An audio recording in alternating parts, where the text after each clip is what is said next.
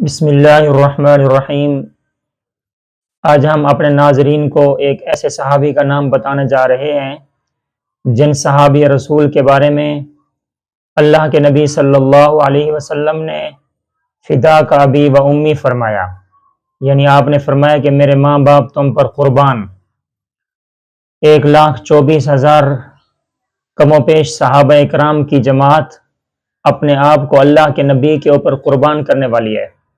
حضرت ابوبکر صدیق رضی اللہ تعالیٰ نے فرمایا کہ یا رسول اللہ صلی اللہ علیہ وسلم میرے ماں باپ آپ پر قربان۔ حضرت عمر رضی اللہ تعالیٰ نے اللہ کے نبی کے اوپر اپنے ماں باپ قربان کر دیے۔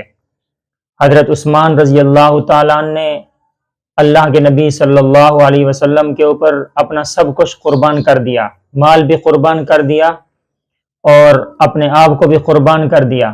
حضرت علی رضی اللہ تعالیٰ نے بھی یہی فرمایا کہ اے اللہ کے نبی ہم آپ پر قربان، ہمارے بیوی بچے آپ پر قربان، ہمارے جائیداد مال آپ پر قربان۔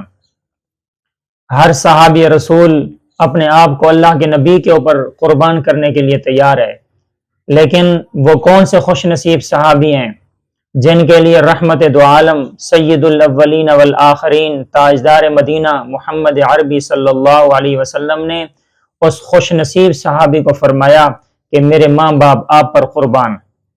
ان صحابی کا نام حضرت سعد ابن ابی وقاص رضی اللہ تعالیٰ عنہ ہے۔ جنگ احد کے موقع پر نبی کریم صلی اللہ علیہ وسلم نے ارشاد فرمایا کہ ارمی، اے بہادر صحابی، فدا کا ابی و امی، میرے ماں باپ آپ پر قربان، تیر چلا اور دشمنوں پر حملہ کر تیر کے ذریعے۔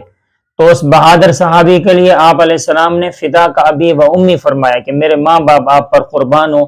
کتنا خوش نصیب ہے وہ صحابی رسول جس کے لیے اللہ کے آخری نبی صلی اللہ علیہ وسلم، جن کے ساتھ اللہ تعالیٰ بڑی محبت فرماتے ہیں، وہ اللہ کے محبوب ہیں، تو وہ فرما رہے ہیں کہ میرے ماں باپ آپ پر قربان ہو۔